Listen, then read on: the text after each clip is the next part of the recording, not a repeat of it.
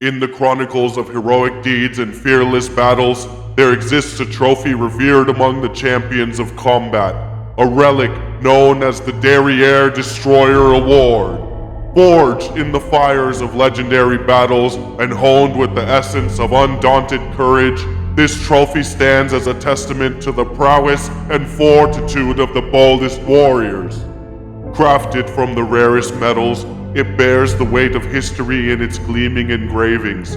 Along its sturdy side, the names of 6 valiant champions are inscribed, immortalized for eternity, their triumphs etched in the hallowed metal to inspire generations to come. But with the sanctum of this coveted prize lies a testament to the arduous path to victory, a reminder that amidst the names of the honored few, only one true warrior will be worthy to hold this trophy.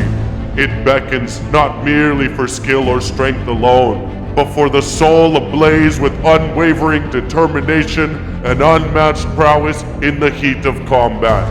Thus, under the watchful gaze of champions past, the Derriere Destroyer Award awaits, a beacon calling forth the bravest and most indomitable among warriors, heralding the coming of a singular hero destined to claim its glory and etch their name among the immortals. 1, 2, 3,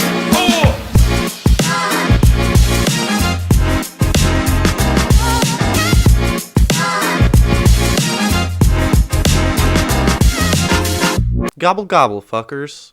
We've made it to another beautiful Thanksgiving day. Pretty soon, the smell of Thanksgiving turkey or ham with mac and cheese, maybe some green bean casserole, some stuffing, is going to be permeating through the air of your house as it begins to get prepared for tonight's delicious feasts. Or perhaps you're not eating at home. Perhaps you're going out. However you're enjoying it this year, what's important is that you spend it with people that you care and you reflect on the things that you're thankful about this year. That's why I have an extra special episode for you guys this week. Since Thanksgiving is a nice, slow-paced day, all about football, you get to chill, spend time with whoever you care about. I'm going to take my time on this episode and we're going to go over all of the classic segments with a couple of fun Thanksgiving themes, and at the end, I have a special Thanksgiving message for each one of you guys. So first, let's kick it off with some league news.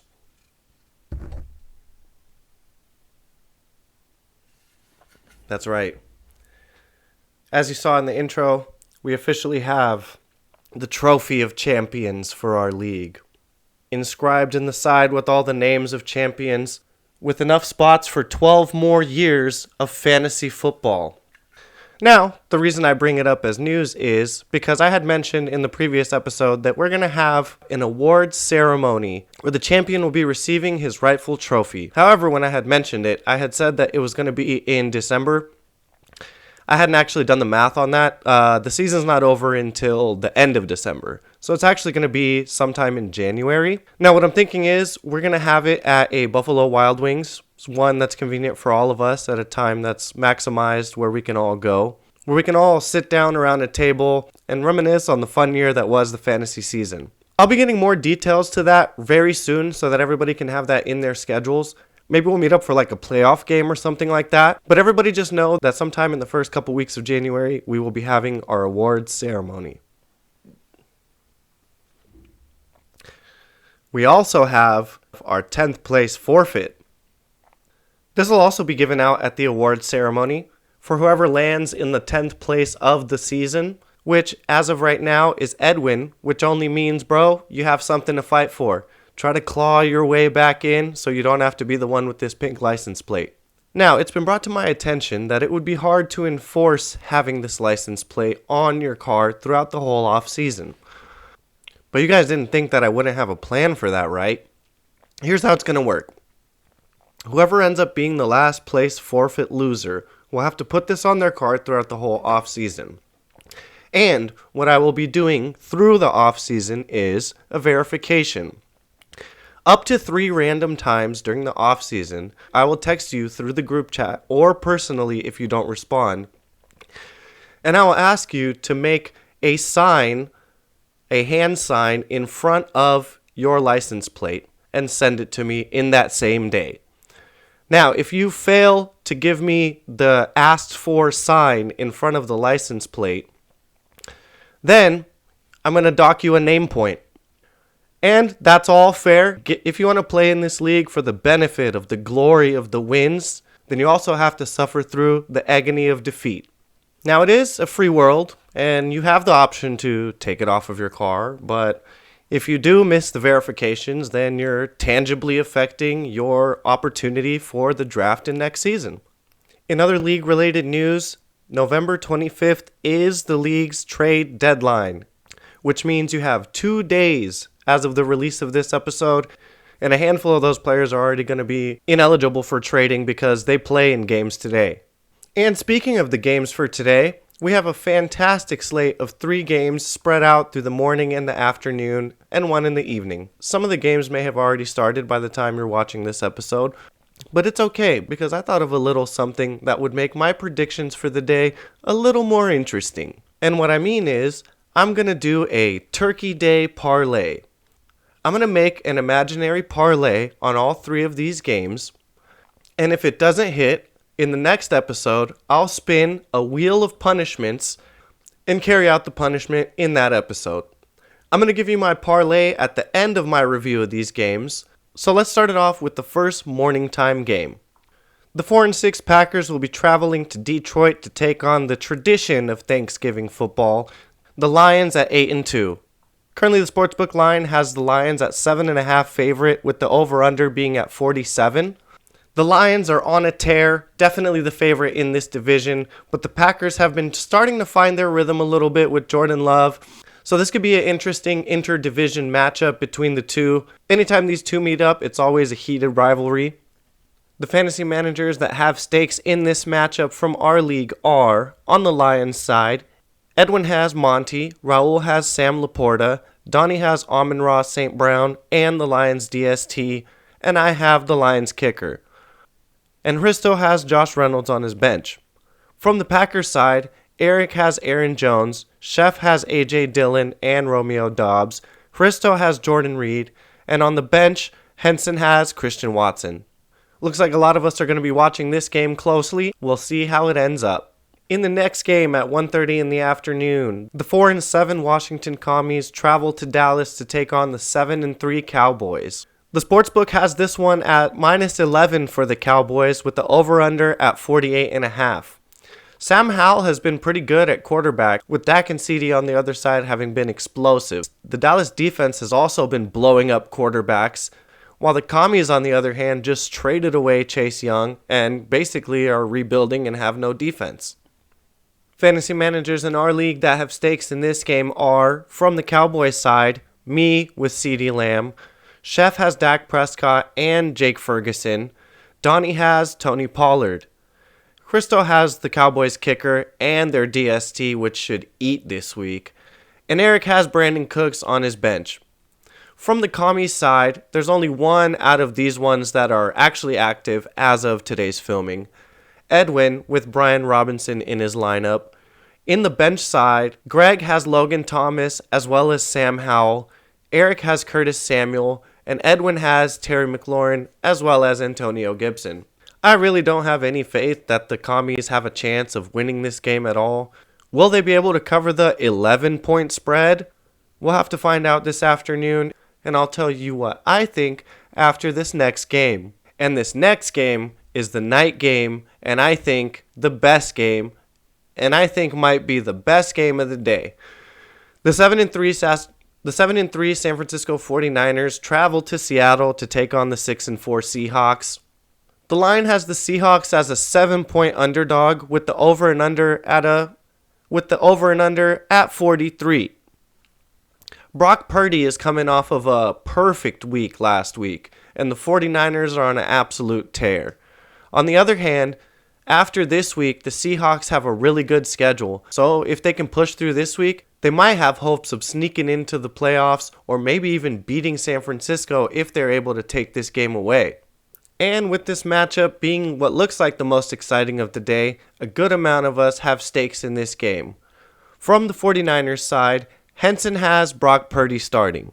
Eric has, of course, Christian McCaffrey, and Greg has George Kittle.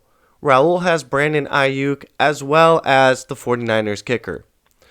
From the Seahawks side, Vaughn is starting DK Metcalf, Christo is starting Tyler Lockett, Greg is starting Zach Charbonnet, and Chef is starting the kicker. On the bench side, Raul has 2 players from the Seahawks, Jackson Smith-Njigba and Kenneth Walker III. With both of these teams having a winning record and being heated division rivals, I could see this game being the most exciting, and perhaps that's why they made it the night game. So what are my predictions to what's going to happen today in these games? For my Turkey Day parlay, I will be taking, from the first game, the Dallas Cowboys money line. From the second game, Sam Howell over 1.5 passing touchdowns. And in the third and final game, I will be taking over 43 total points. Lock it in. I'll have punishments ready next week if it doesn't hit, but you guys can track along through the day and see how my Turkey Day parlay is going. The NFL has an exciting set of games for us this week, including a Black Friday game tomorrow, and all of us get to enjoy the benefit of no bye weeks this week. Full slate of full games with every team. Next week, week 13, is going to be a different story, so you better look ahead and start getting ready. That being said, let's look back at some matchups from last week in our fantasy league. But before we do that, we got to give a shout out to the Dub Club. Christo, Chef, me, Henson, and Vaughn. In our first matchup of this week, which was a healthy clapping final result, Christo 117 to 83 for Donnie. Puts Donnie at 5-6, while Christo is at 6-5. Looks like they had a few lead changes throughout the match, but Christo was able to take it home. Some of the key players that helped Christo out were Jalen Hurts with 150 pass yards, but 29 rush yards and 2 rushing touchdowns. Jahmyr Gibbs, 38 rush yards, but 1 rushing touchdown and 59 receiving yards for a total of 15.5 points. Keenan Allen with 116 receiving yards and 1 receiving touchdown. Should have been 2 receiving touchdowns, but he had the ball bounce off of his numbers at the goal line. And of course, the Cowboys defense, which had 7 sacks, 1 interception, 1 fumble, and a defensive touchdown. On the other side, Gus Edwards did his best with 62 rush yards and 2 rushing touchdowns, as well as Amon-Ra St. Brown with 77 and 1 receiving touchdown. But the rest of his team looks like they didn't show up, including Jared Goff, who threw 4 interceptions, which is a total of minus 16 points in our league. Now, the Lions ended up winning this game, and they don't give a fuck about Jared Goff's fantasy performance. But I bet Donnie sure does, and he wishes he had a better performance last week, and he hopes to correct his fantasy outlook against me this week, where I do my best to stop him. For the next matchup, I want to quote a movie. You don't have to kill God. You just have to show people that he can bleed. And that's what happened here with Cody clapping the so-called juggernaut of the league, Raul, with the final score of 75 to 104. Looks like despite Kyler Murray with his 214 pass yards and a passing touchdown as well as a rushing touchdown, with Brandon Ayuk, 156 receiving yards and a receiving touchdown, both with 21 points apiece, were not enough to carry Raul's team to the victory against Dak Prescott, who threw 2 passing touchdowns, with Breece Hall, Devontae Adams, Puka Nacua, and Joe Mixon all catching a receiving touchdown this week. Even the kicker, Jason Myers, had something to say with 14 points of his own. We'll have to see if this was an outlier game or a trend for Raul as he continues through the last 3 games of the season. Next up, in my matchup against Greg, I was able to pull away the victory with 108 to 88, with both of our teams exchanging major injuries. His was early in the week with Joe Burrow going down, now out for the season. And mine was Devon Achane, who took 1 step onto the field, turned around, and went right back into the medical tent.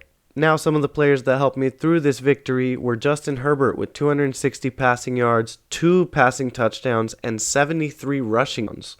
Tank Dell had another monster performance with 149 receiving yards and 1 receiving touchdown, and DJ Moore also hauled in a touchdown on top of 96 yards. I also started the Commies defense against the Giants, hoping that they wouldn't score. Of course, the Giants won this week and scored a bunch of points, but they also gave up 9 sacks, which left my Commanders DST with 18 total points on the week.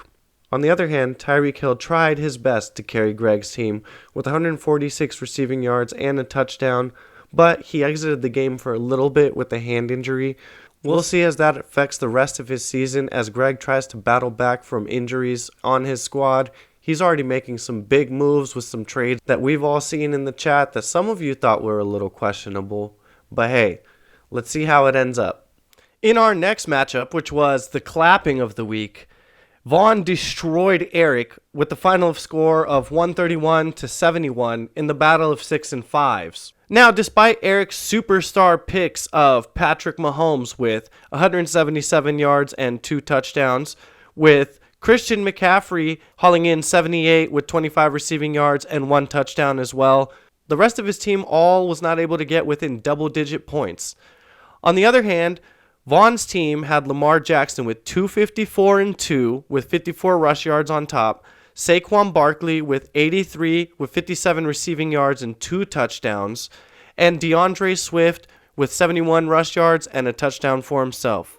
Aside from that, DK Metcalf hauled in 94 and 1 touchdown as well, with the Bills defense going off. 6 sacks, 2 interceptions, and 2 fumbles, hauling in 29 points. Vaughn's team really went off this week, so his outlook is pointing up. We'll see how he continues to manage through the rest of the season in these last crucial weeks before the playoffs. And in the last matchup review we have this week, we have the matchup of the week, which finished within 1 point. Edwin at 2-9 battling against Henson at 5-6. Final score of 93.04 to 93.92. Now, this was a dramatic matchup. A lot of lead changes, with Henson being behind for most of the time and eking his way back up with less than a point to win the victory. Josh Dobbs was Edwin's quarterback, throwing for 221 and 1. Unfortunately, he also threw an interception. Brian Robinson went off with 73 rush yards and 58 receiving yards for 13 points. Mike Evans, 43 and 1 for 10 points. And David Montgomery, 76 yards and a touchdown. On the other side, Brock Perfect, as they were calling him, as his passer rating was this weekend as well. 333 pass yards and 3 touchdowns. Here's the thing about Brock Purdy.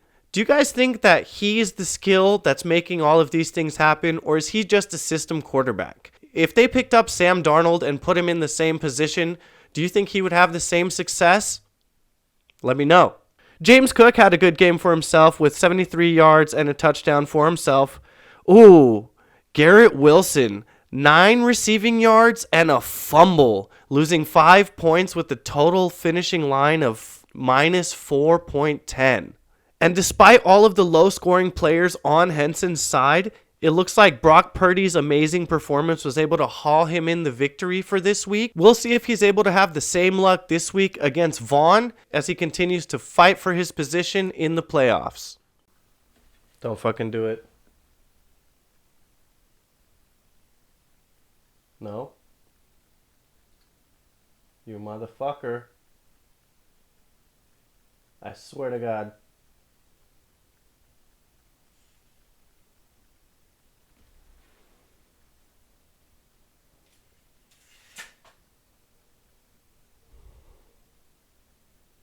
Next up, in light of the special Thanksgiving Day episode, I wanted to do a never-before-seen segment that I like to call Setting the Table. I want to take the rest of our fantasy season and put it all out in front of us so we can see what looks good, what smells bad, and I'll predict the schedules the rest of the way for each person one by one, and at the end, I'll show you my predicted end-of-season rankings. Now, I'm going to be doing these in reverse order of current standings. So, As it sits, we currently have the Intoxicated Interceptor, aka Edwin, sitting at 2-9. His next 3 matchups are this week against Christo, next week against Donnie, and the final week against me. And I gotta say, that's a tough schedule for a guy that's trying to claw his way into relativity, or just trying not to get the license plate on his car at the end of the season. So, my predictions for Edwin the rest of the way. I think this week he might be able to eke out a victory against Christo. But the way I have it with the season predictions, I don't see Edwin being able to take the dub away from Donnie next week, or hopefully me in the last week, which puts Edwin at a finishing standing of 3-11. Now it's going to be up to you, bro, to prove me wrong, and I really hope that I'm not right, but just the way that I looked from the matchups and the way things are going, this is where I currently have you ranked. Next up, going in order of the rankings, in 9th place currently sits Marface, aka Donnie, the Cincinnati Bengals fan, at 5-6, with the lowest points for, because there's a couple guys at 5-6 right now. He plays me this week, and then Edwin next week, and finally finishes the season with Vaughn. Now, what do I think is going to happen? I'm really hoping this week that I'll be able to take away the dub from Donnie. In the next 2 of Donnie's matchups, I think he might be able to take the dubs. So, currently sitting at 5-6, going 2-3 in the next 2 weeks, puts him at a final standing of 7-7. And I'll let you know where I think he'll be when I'm done setting the table here. Next up, we have Chef at 5-6, aka Bleezies and Heem. He plays Eric this week with Henson next week, and then Christo in the final week. Now, currently, he's been trying to claw his way back up through the rankings and secure himself a place in the playoffs. Out of his last 3 games, though, I think that he's going to be able to take 1 dub and 2 losses. This week against Eric, I think things are a little dicey for Chef. Next week against Henson, I think he ekes out the victory. But finishing the season against Christo, I think Chef finishes at a total of 6-8. Next up, Tequila Tutties, aka Henny Hen Hen, 5-6 overall right now, sitting in 6th place, right outside of the playoffs, but still within the picture. Plays Vaughn this week, Chef next week, and Greg the final week. Now, if things go the way that I predict, he takes the dub this week against Vaughn. But the last 2 weeks are going to be hard matchups. So, going 1-3 in the last 2 weeks, I think Henson finishes at 6-8. Next up, 4th and faded, Eric, 6-5 right now. Always a hot player during the season. Plays Chef this week, Greg next week, and finishing out against Raul. Now, I think he will take the dub against Chef this week, and next week against Greg, although I think that's going to be a great matchup. I do see Eric eking away a victory in a non-clap but a close, with the final week not being able to beat Raul, putting Eric with the final standing of 8-6. Now, Chad Hennessy on the rocks, Gregors. He's currently sitting at 6-5 and has a couple hard matchups for him coming up through the last couple weeks. Plays Raul this week, Eric next week, and Henson in the final week. Out of these matchups, I think that he will be able to eke out the victory against Raul this week in the unlikely odds. But next week against Eric, in the close one, I don't think he'll be able to take the dub. And finishing out the season against Henson, I think he takes the win again, putting him at a final standing of 8-6. Next up, Supercharger Wine. Vonsky sitting at 6-5. Currently with the, by the way, he doesn't have a supercharger anymore. He drives a Tesla. Plays Henson this week, plays Hristo next week, and plays Donnie in the final week. Now, I do think that this is a tough schedule with a lot of close finishes. But in the end, I think unfortunately Vaughn has his odds stacked up against him. This week against Henson, I don't know if he'll be able to take the dub. So with that loss, Hristo next week, I do see him having a path to victory. I also see a difficult time for Vaughn, making him go from 6-5 with the final of 7-7. We'll see where he finishes in my predicted end of season rankings. Next up, Vodka Hurts, aka Christo Fur. Sitting at 6-5, currently plays Edwin this week, Vaughn next week, and Jefferson in the final week. I also see him having a tough time with these last 3 matchups. This week, playing against Edwin, I do think the unlikely victory might be in Edwin's favor. next week against Vaughn in a tough one. Once again, I do see Vaughn eking by and taking that victory. And Chef in the final week, I do see Hristo taking that one away, putting him at a final standing of 7-7. Next one, I honestly didn't even want to do one for myself, but I figured that I should have to. So I'm going to get this disclaimer out of the way. I made mine mostly out of hope and prayers. And so I play Donnie this week, Raul next week, and Edwin in the final week. This is how I'm hoping it will go. And it was hard for me to choose which one out of the next two matchups I'll be able to win or lose. I really hope that I'm able to at least go 1-2 out of the next 2 weeks. But in the final week, I really need to beat Edwin. I'm not taking it as a granted by any stretch of the imagination. He could come and clap me out of the playoffs for sure. But once again, I'm hoping that from 6-5, I take my Ginseng Juice team to a final of 8-6. And the last one, Beer must ask you a question. How are you picking up all these running backs ahead of time? Raul, sitting at 8-3, although he is coming off of a loss, plays Greg next week, me in week 13 for the league rivalry matchup, and in week 14 plays Eric. I do see him taking 2 dubs out of the 3 games. This week, as I said in Greg's prediction, I do think that he'll be able to eke out a victory, unlikely odds. But in the final 2 weeks, I do think Raul will be able to take away the victories, putting him from 8-3, securing him in a first place position of 10-4. So, with all these predictions, did they line up? Did they match? Yes, they did. You guys can check. I fucking wrote it on a piece of paper. What is the calculation of my final outcome? Well, this is assuming the current points for. So I looked at the trends and I looked at the current points for to make a relative assumption for the ones that are in the same standings. So my final assumption for this season is Raul, number 1, with 10-4. Me at number 2, based off only my current points for and the assumed schedule that I'm hoping happens, at 8-6. Greg at 8-6, securing the 3rd spot. Eric at 8-6 at spot number 4. In number 5, we have Hristo. Number 6 at Vaughn. And number 7 will be Donnie. All 3 of them at .500 on the year. Number 8 and number 9 are Henson and Chef respectively, both at 6-8. And unfortunately, number 10, rocking the big old bad boy, is going to be my buddy Edwin. And now, finally, as I promised to wrap up our Thanksgiving episode, I wrote a quick little message for each one of you guys telling you why I'm thankful to have you guys in my life. And these are in no particular order. I just put them down. Donnie, I'm thankful for our chats about stats and lines and odds. I know whenever me and you get into it and get to chatting, it's always iron sharpening iron. Eric, I'm thankful for you helping me get back into raving. It really has been so much fun going with you guys, and I really look forward to more opportunities to rage together. Chef, I'm thankful for growing up together and having those years of memories preserved in our skate videos. And whenever we want, we could just throw those on and see ourselves as little boys and take a walk down memory lane.